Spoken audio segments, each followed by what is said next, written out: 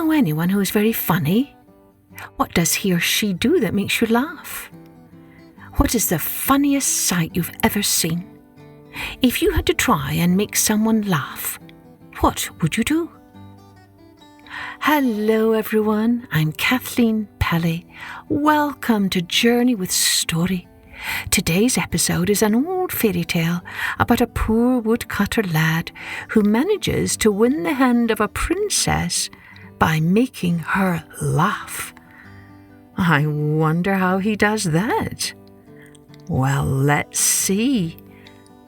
Oh, but first, a big thank you to Agape Holt for sending us a photo of you holding your marvellous drawing inspired by the Scroobius Pip episode. Well done, Agape. Now, let's take a journey with The Golden Goose by the Brothers Grimm and adapted a bit by me. Long ago, there once lived a woodcutter and his wife who had 3 sons. Now, the eldest 2 sons were big and brawny, and their parents were forever praising them to the heavens. But the youngest lad was not so big or brawny, and his parents and brothers were forever making fun of him, and even called him feeble and simple and not a bit of use to anyone. One day, the eldest son wanted to go to the forest to cut wood. The mother praised him for being such a useful boy, and before he set out, she gave him some of her best fruit cake for his lunch and a bottle of cider to wash it down. While the lad was walking through the forest, he met a little old man who said to him, "Can I have a bit of your cake and a swig of your cider? Oh, I'm so terribly hungry and thirsty."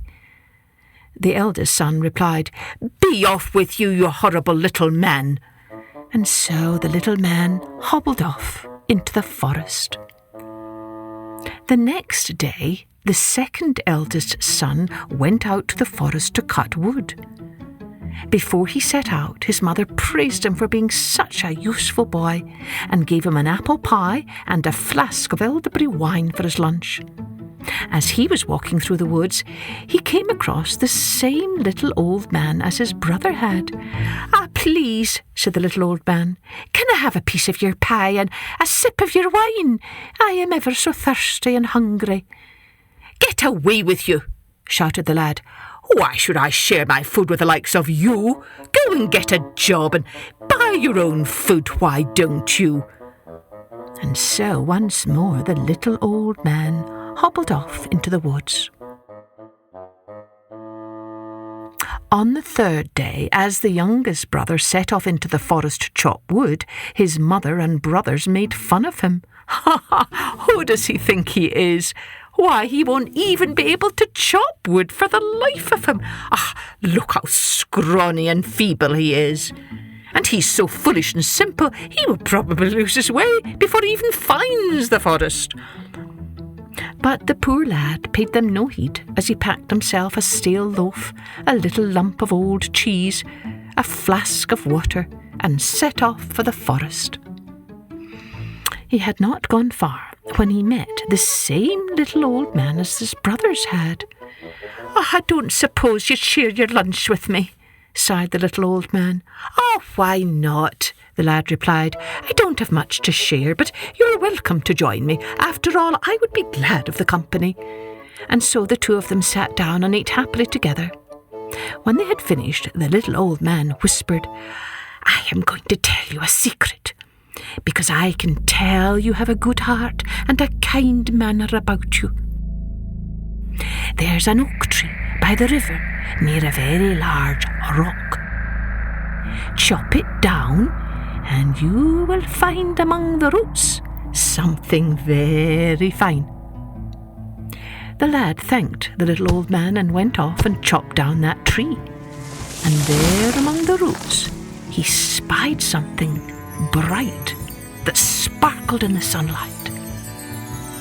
It was a goose with feathers made of pure gold.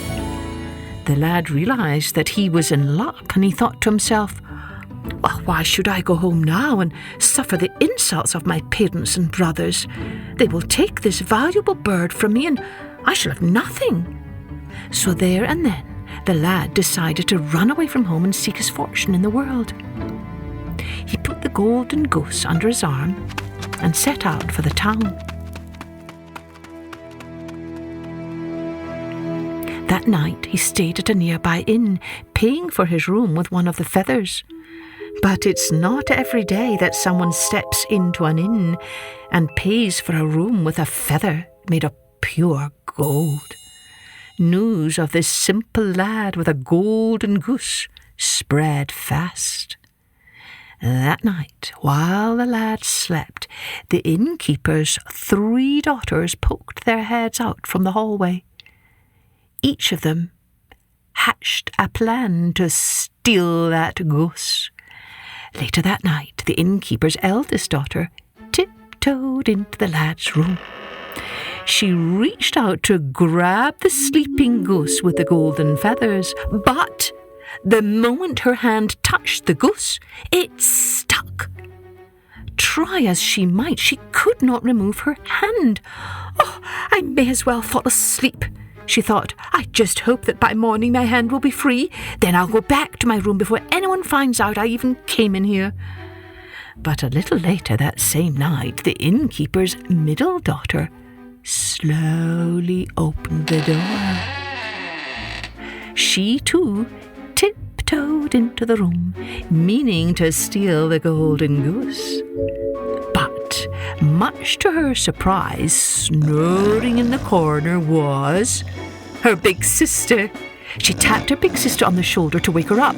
Alas, the moment she touched her sister's arm, she too was stuck. And a little later that same night, who should come creeping into that room? Yes, the innkeeper's youngest daughter. When she saw both of her older sisters snoring in the corner, she went over and tapped the arm of her middle sister. Instantly, her fingers were stuck fast. The next morning they all awakened. The lad yawned and said, "Oh, now that was a good night's sleep. It's time to move on." He took the golden goose and left the inn, not paying a bit of attention to the 3 sisters who were stuck behind him, all tripping over each other's feet as he walked along. A farmer, hoeing his field, saw this strange sight. He said, "Oh, I've never seen a golden goose before. But if those girls are going to get a piece of it, there's no reason I shouldn't either." And he grabbed the youngest daughter by the hand, whereupon his hand instantly became stuck to her hand, and he had to stagger along behind them. Then, a little further down the road, a miller caught sight of this golden goose with a trail of people behind it, and he too ran forward, thinking he would like a piece of this good fortune for himself. But of course, as soon as he grabbed the farmer's hand, he was stuck fast. Now the 5 of them trundled on and soon saw 2 woodcutters coming out of the woods. The farmer, the miller, and the 3 sisters called to the woodcutters to come and set them loose. But the woodcutters thought they were being motioned to stay away from the golden goose. And of course, that they would not do, for they too wanted to have some piece of this golden goose, and they rushed forward to grab the miller and stuck fast. So now there were 7 of them stuck, trailing the lad and his goose. After a while they entered a kingdom where a large crowd was gathered in front of the king's castle. "What's going on?" asked the lad to someone in the crowd. "They're all trying to make that princess laugh," he said. "She hasn't laughed in years, and the king says the first worthy fellow who can make her laugh will marry her." "Honestly, father," The lad heard the voice of the princess coming from the balcony. "If there's something that's not funny, it's a bunch of silly boys trying to win my heart." "Oh, but dear girl," the lad heard the king plead, "won't you give the next one a teeny-weensy chance? Number 542, step up." The princess threw her arms up in despair and whirled around, and as she did, she saw the lad looking around as if nothing at all is the matter, with 7 people tripping behind him, all attached to one another. It was hilarious. She laughed and laughed and laughed. The king, however, was none too pleased that this foolish lad, a woodcutter of all things, should marry into the royal family. "I said a worthy young man," frowned the king, crossing his arms. "A noble man from a good family, not a woodcutter." The lad shrugged. "Whether or not I marry the princess," he said, "with just a few golden feathers we'll all eat like royalty, come one and all." At that very moment, all 7 followers, who had been tugging and pulling with all their might to break free, suddenly came loose. Springing backward, they collapsed into a heaping pile of arms and elbows and knees and legs and spinning hats. The princess roared with laughter once more. "Oh, father," she said, gasping for air from laughter. "He will always keep me laughing.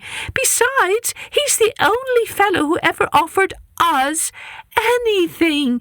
Everyone else wanted to get something from us." "That is true," said the king, rubbing his chin. "Twice he's made you laugh, and he's a generous fellow, not to mention he has that golden goose." So the woodcutter lad married the princess in a grand wedding, with the little old man sitting up in the front row in his own special seat.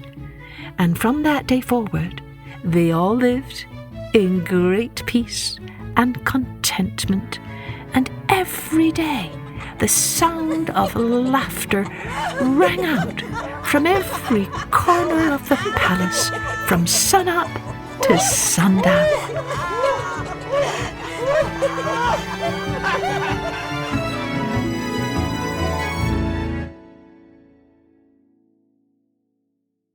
So, what do you think you would look for when choosing a prince or a princess to marry?